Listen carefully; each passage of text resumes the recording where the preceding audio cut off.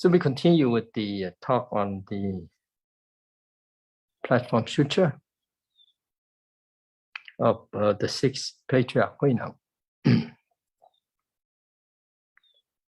And we're in the chapter of Prajna. So last week, we were talking about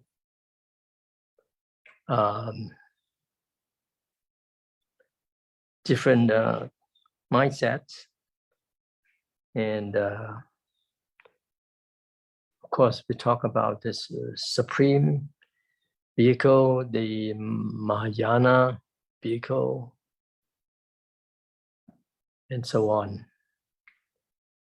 And we related to the story of a student of the medical school. And he mentioned that he didn't want to continue with school because everyone wants to be a physician in his, in his school or in his class, that they all want to be rich, had the status, but they did not have a mindset of really helping people. And and of course, our teacher was telling him that if a good person like you like this, then you give up, then it's not that helpful. So what you should do is that you bring your attitude and study well and be useful to many people. So that when we start, we stop there. Now this time we continue on. And in the Mahayana, there's still the possibility of becoming Buddha, which is the aim. So aiming for attainment of unsurpassed, right and perfect enlightenment, and benefiting immeasurable sentient beings, and of course, eliminate boundless afflictions. So it has all of that, it's just that the mind is vast. But the supreme vehicle is not like this. Supreme vehicle has no sentient beings to be saved, no affliction to eliminate, no Dharma to learn, and no Buddha way to attain. It is liberation in the present moment. When you hear this, it's kind of wow, what kind of teachings is like this? Or you could be thinking, oh, this must be something extraordinary because there's no hanging on to anything at all. So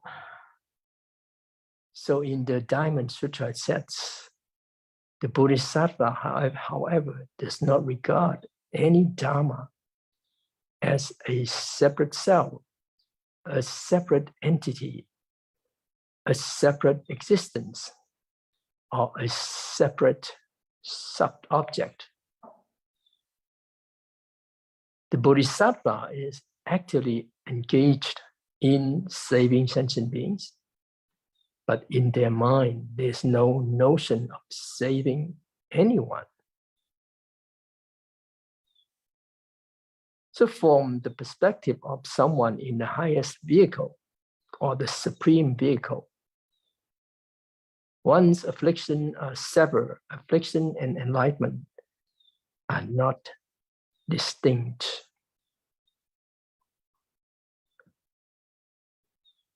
Since afflictions are enlightenment, naturally there are no affliction to be eliminated. And the immeasurable Dharma doors exist for the sake of sentient beings. Since there are no sentient beings to be saved, there's no need for countless Dharma doors.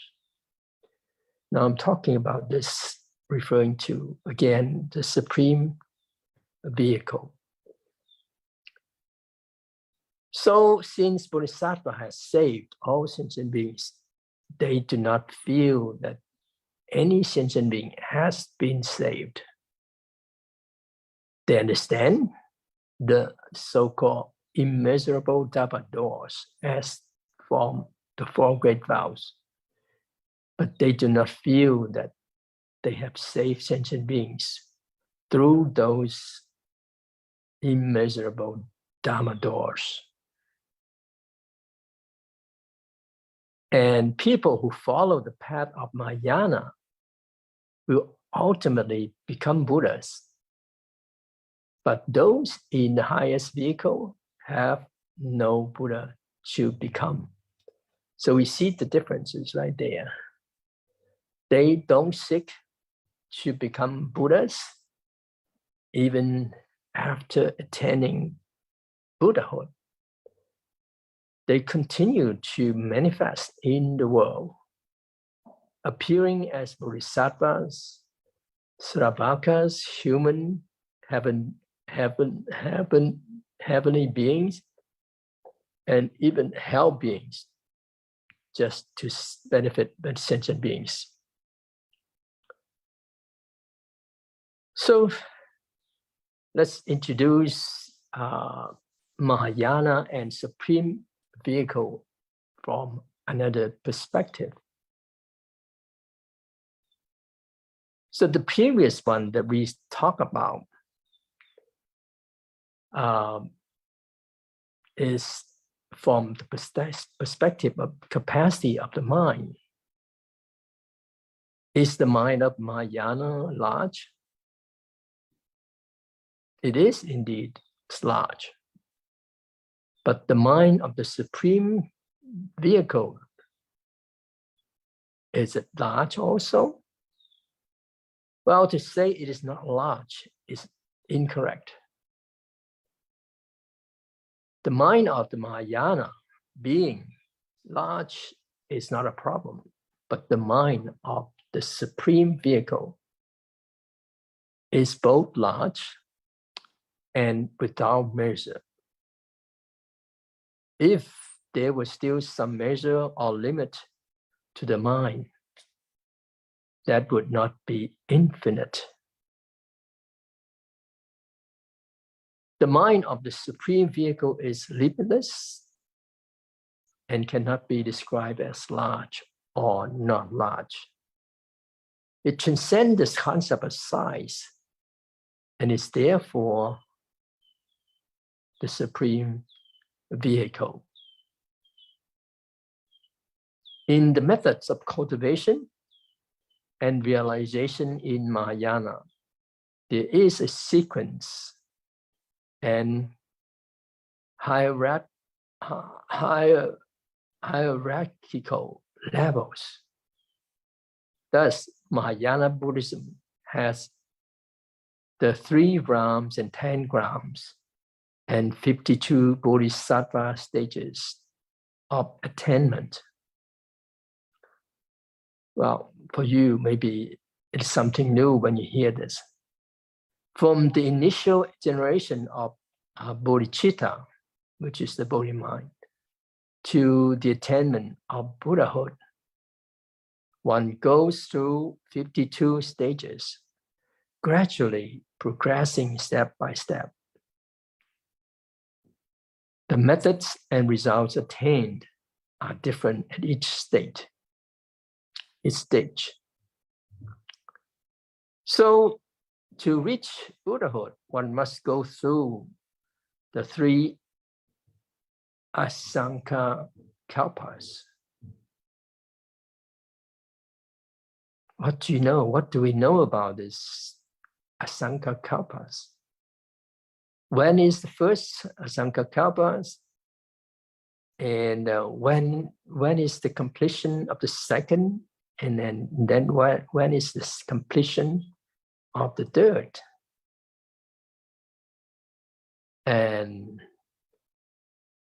there are levels and stages, and this is what is called Mahayana. To the completion of the first Asankalpa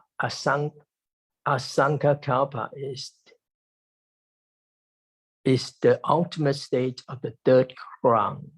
Sometimes we use the word bhumi, the third bhumi. And there are 8 bhumis to be finished. So the completion of the second Asankalpa is the 7th ground, which is the 7th bhumi.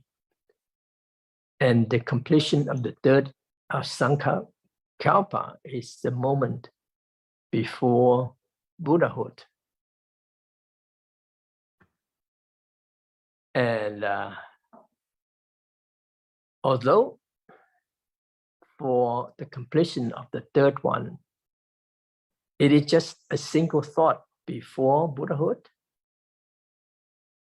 the duration of this thought is still long.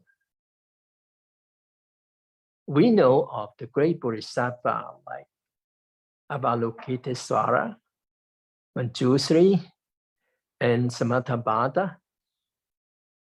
They spend their entire lives in the process of completing the final stage, which is the last thought before Buddhahood. Once that thought is gone, Buddhahood is immediately attained. So in the process of Mahayana, it is said that the 3 kalpas cultivate Buddha's wisdom. The 100 kalpas cultivate Buddha's auspicious form. Something kind of profound. Even during the time of the final thought, it will take 100 kalpas to complete the final stage and attain Buddhahood. This is the process of cultivation in Mahayana. So one may ask, what is cultivated during the 3 Asankalpas? It is the foundation, cultivation of the 5 precepts and the 10 virtuous actions, the 4 noble truths, the noble eightfold path, the 6 paramitas, and the 10 paramitas. This is just briefly, letting you know, what is it like. I don't need to, or I will not go into detail what all these are for. Then the question it is asked, what is cultivated in the supreme vehicle? What is the practice like? In Mahayana, it is gradually cultivated and taught step by step. In the supreme vehicle, it is an instantaneous enlightenment without relying on any methods or using any language or words. Does this sound familiar when you hear this? And therefore it's called not relying on words, teaching outside scriptures, mind-to-mind transmission, transmission from heart to heart. Well, it's from mind to mind. So this is the Zen method of supreme vehicle, which has been transmitted in the lineage of Sakyamuni Buddha until today. So the true method of the supreme vehicle cannot be explained by language or words. It does not require going through the 3 Asankhya kalpas to attain Buddhahood. It is an immediate awakening. This is what the Chan tradition advocates from the beginning. It teaches people to be without attachment, without form, and to be without self. Now, being without attachment means that there is no distinction or differentiation regarding any good or evil, right or wrong. There is no discrimination.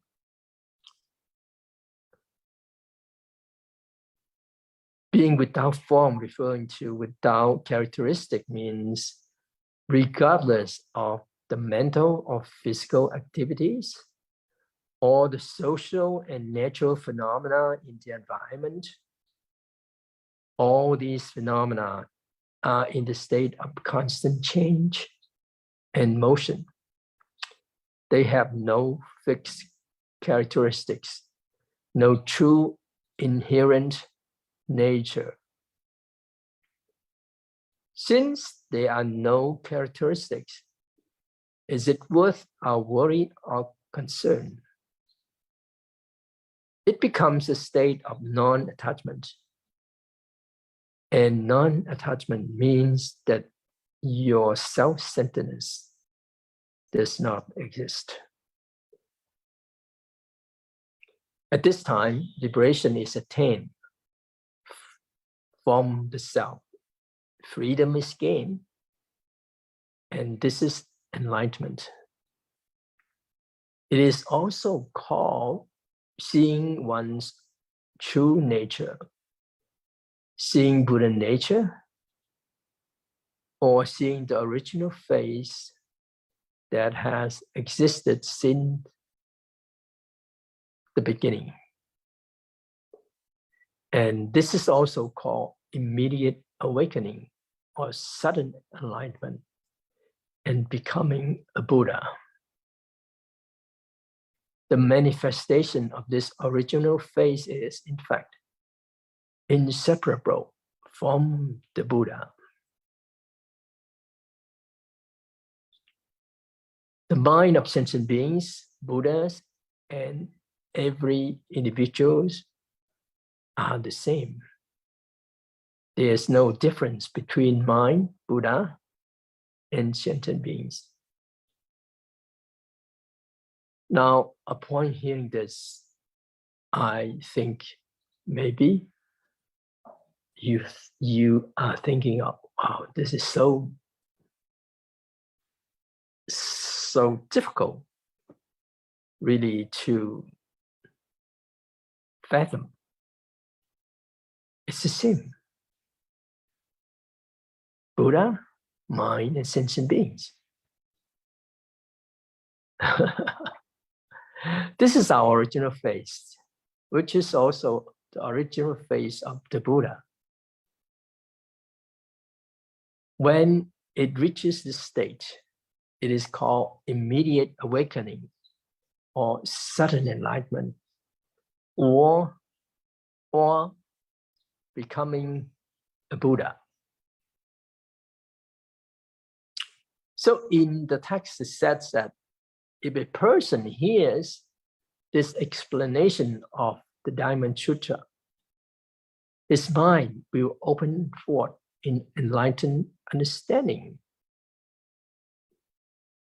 Why?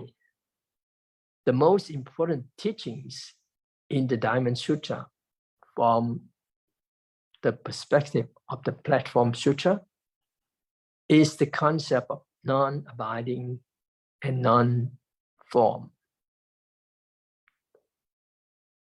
Now, non-abiding means without abiding, the mind manifests.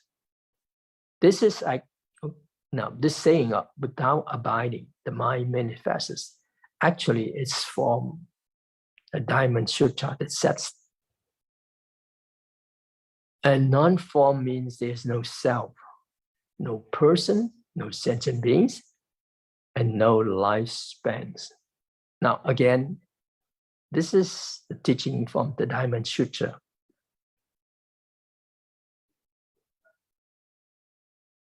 But we need to fully understand this. No self, no person, no sentient beings, and no lifespans.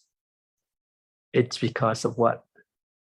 It's because of the nature of emptiness of all these things here.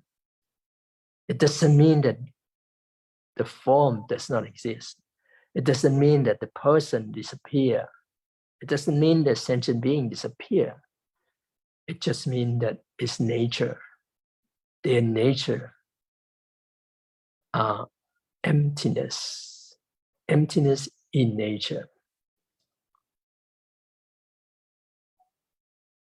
And all these here, the teaching here, actually referring to no self, and all these concepts originated from Diamond Sutra and influence the Platform Sutra. That we need to know the Diamond Sutra and the Platform Sutra, how they are related. Dharma Sutra is from the teaching of the Buddha. And then Platform Sutra is the words spoken by the sixth patriarch, Huineng.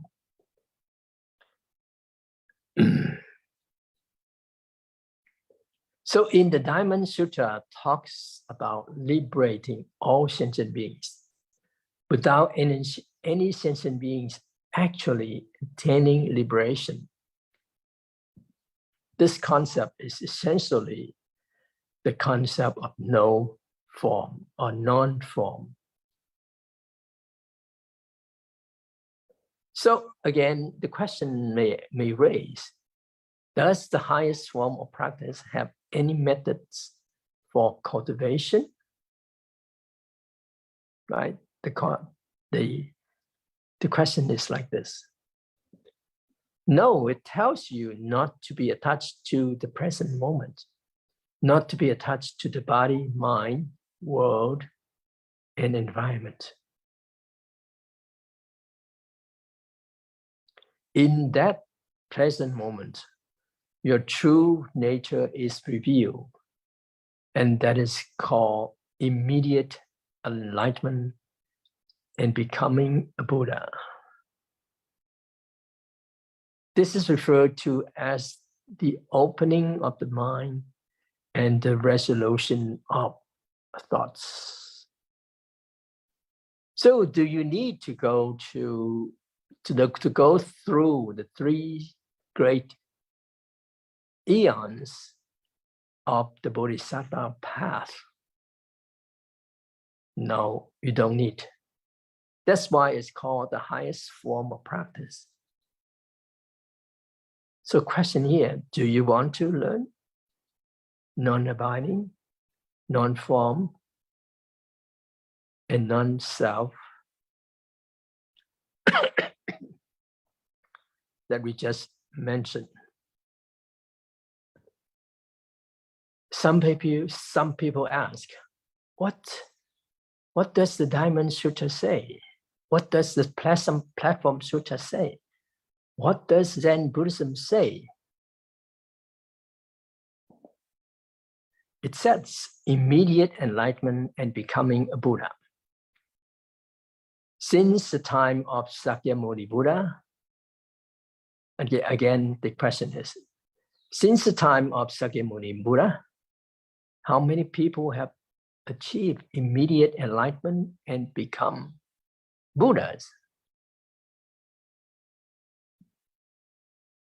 Well, there's a saying there. When Sakyamuni Buddha became a Buddha, all sentient beings on this earth became Buddhas. But we have not become Buddhas.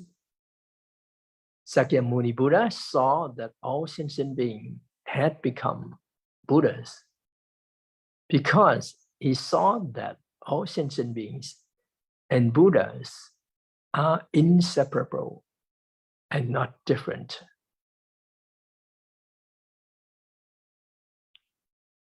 Although Sakyamuni Buddha has already become a Buddha, now due to the heavy karmic obstacles of sentient beings, the afflictions and obstacles are still heavy.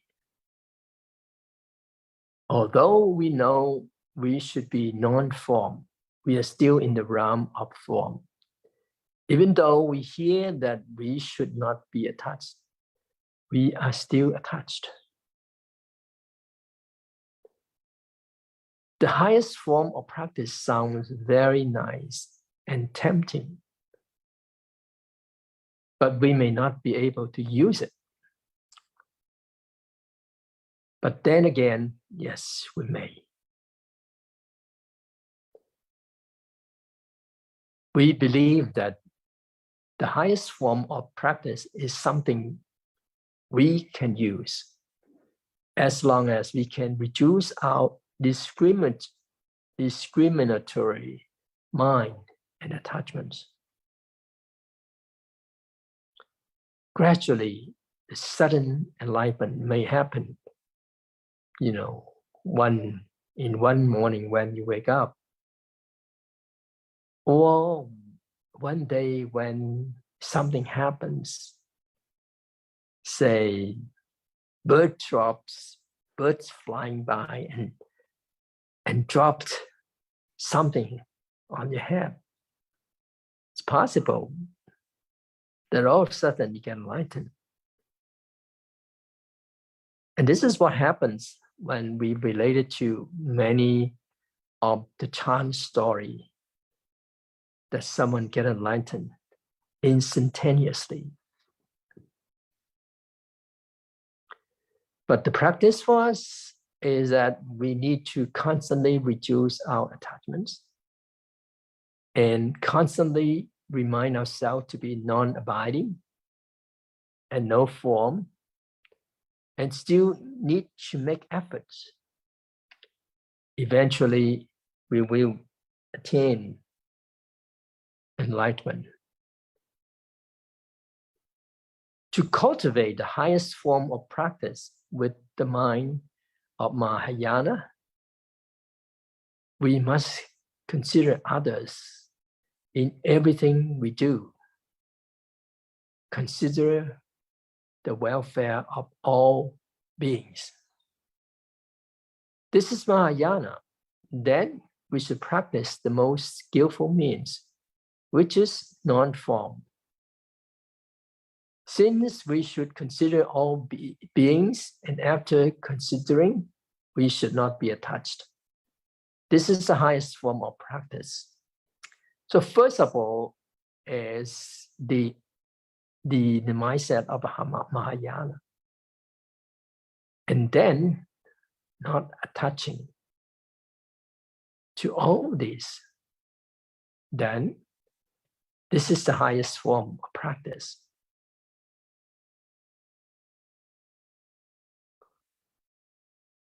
Still, we need to make efforts and not to be attached. So again, the text that said, it is likened to rainwater, which does not derive from heaven. Fundamentally, this rainwater is engendered by the dragon, and it causes all living beings, all plants, all those sentient beings and insentient beings to be enriched. But the 100 streams flow together into the ocean, where they become one. The wisdom of prajna, which is the fundamental nature of sentient beings, is also like this.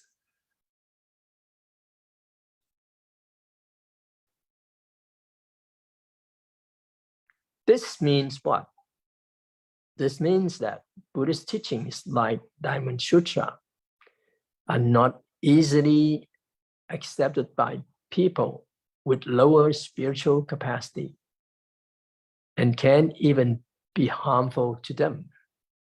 However, for those with deep spiritual capacity, when they hear teachings like the Diamond Sutra, it feels as if they already possess them naturally, and they naturally receive and embrace them. Furthermore, looking at the Buddhist scriptures and commentaries spoken by Sakyamuni Buddha, some teachings are directed at people with worldly capacity, which refer to ordinary people in society. Some teachings are directed at the individuals with lesser capacity, which are the teaching for the sound hearers or Sarvaka. Another type of teaching is directed at those with greater capacity, which are the teachings from the Mahayana practitioners. However, teachings like the Platform Sutra are specifically for the highest practitioners. It may seem that Buddhist teachings have different levels of different layers, but from the perspective of the Platform Sutra, Buddhist teachings are inherently the same. This is a metaphor that is similar to water coming out of the ocean, turning into clouds in the sky, then becoming rain, flowing into rivers in different places, and eventually returning to the ocean. Buddhist teachings are inherently the same. They originate from one place, and although they manifest differently, they ultimately return to the same ocean. Buddhist teachings go from one to different, and then from different to unified. Another metaphor that can explain the sameness and differences in Buddhist teachings is that of water. Water is the same everywhere in the world, but larger animals drink more water while smaller animals drink less. Now, the largest animal on land, well, at least nowadays, is an elephant. And in the sky is a dragon.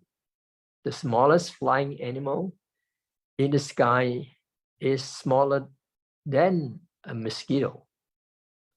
And there are even tiny creatures crawling underground that our eyes cannot see. They are all animals, insects, of course, but they come in different sizes. So similarly, water is the same, but when we drink it, we consume different amount. The same goes for Buddhist teaching. The taste of Buddhist teaching is inherently the same, but different individuals with different spiritual capacity will hear, understand, and accept different aspects of the teaching. Well, just an example, why right now, when we are hearing the Dharma talk, each of you hear and feels will not be exactly the same. This can also be attributed to your spiritual capacities and levels of understanding, the benefits and responses you derive from teaching will also differ.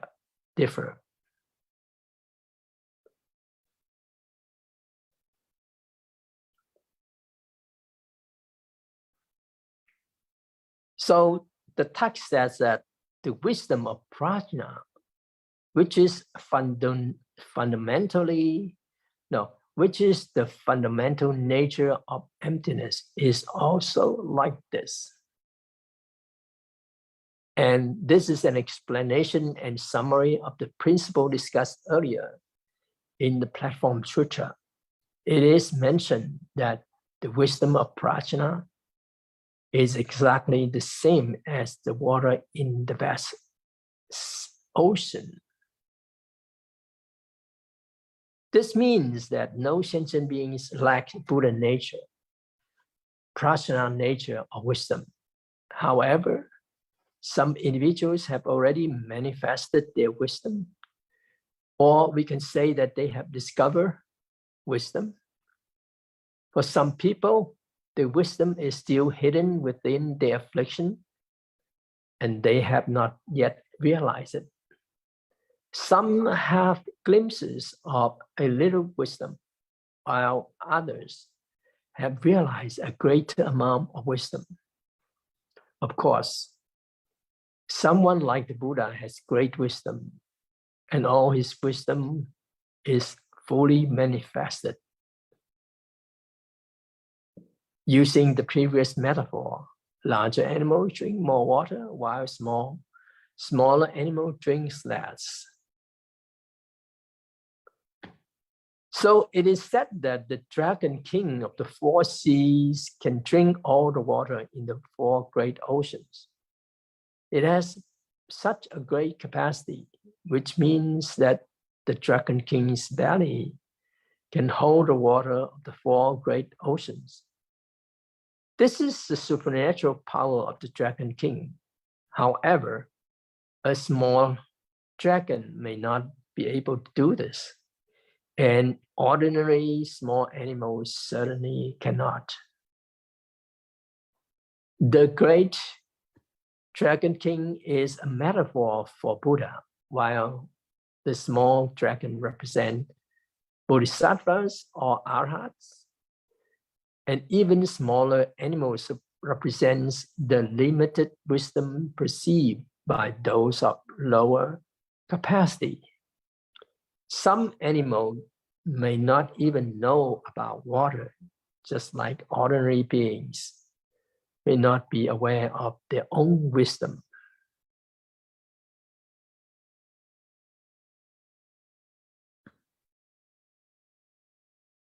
So question again, are there sentient beings who cannot drink water among all beings? Yes. Among the 6 realms of sentient beings, the hungry ghost, in the realm of hungry ghost, see water, they want to drink it, but the water turns into fire or pus and blood. They simply cannot drink it. This is their karmic retribution. There are still many beings among ordinary people who are unaware of the Dharma, who cannot drink the water of the Dharma. There are also some sentient beings who perceive water of the Dharma as the fire of external path. So originally, the Dharma is a cool and compassionate water, but some people perceive the Dharma as something very frightening. Otherwise, everyone would eagerly rush to learn Buddhism. Why are there so many people who dislike or dare not learn Buddhism? It's as if they feel afraid when they see the water of the Dharma, just like when they see the Buddha. So I will stop here.